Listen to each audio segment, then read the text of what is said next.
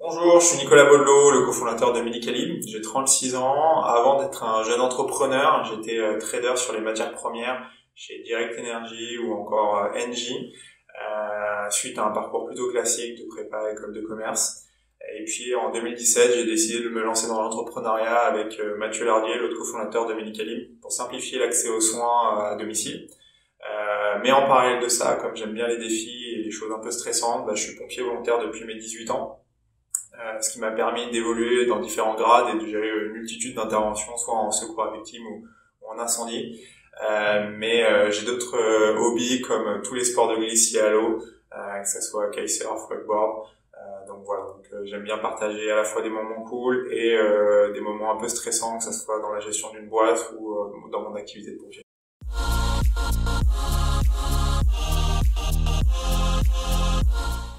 Ça va pas être étonnant, mais moi j'ai plutôt essayé de porter des projets liés à la santé et l'accès aux soins, du fait de mon travail au sein de Medicalib, ce qu'on a pu faire sur cette dernière année et demie qui a été à la fois compliquée, mais qui a fait la démonstration que les startups dans le digital étaient capables d'avoir un impact fort sur l'organisation des soins et de la santé. Je peux citer plein d'exemples, mais que ce soit Doctolib, Covidom, Medicalib à son échelle. On a été capable de se mobiliser, de faire preuve d'agilité pour apporter une réponse aux Français dans une situation un peu compliquée.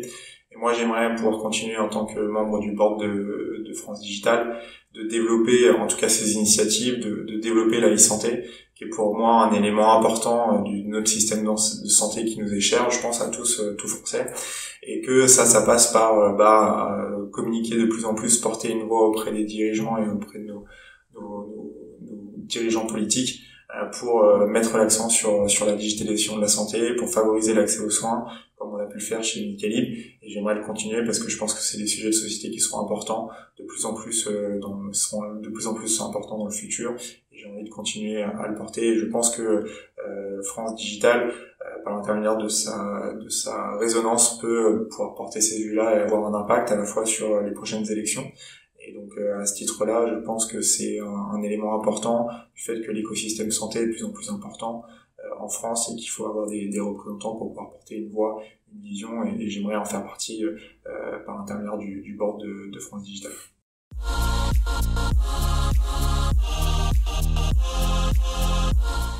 Alors je pense que c'est l'activité qu'on fait au quotidien, c'est-à-dire mettre en relation les patients avec des professionnels de santé à domicile. Depuis notre création, on a dépassé il y a quelques mois la barre des 500 000, donc ça fait à peu près 7 stades de France, et comme j'aime beaucoup le sport, j'aime beaucoup l'image de me dire que on a facilité l'accès aux soins à un si grand nombre de Français et qu'on va continuer de le faire. Et ça, c'est plutôt flatteur, à la fois pour les équipes et pour moi.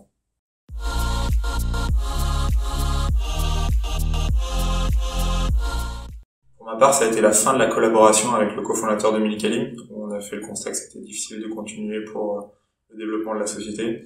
Pour moi, ça a été l'occasion de savoir exactement quel type de personne avec qui j'avais envie de travailler. Donc ça m'a permis de beaucoup apprendre sur moi et sur ce que j'attendais des autres pour être performant et développer Medicalib.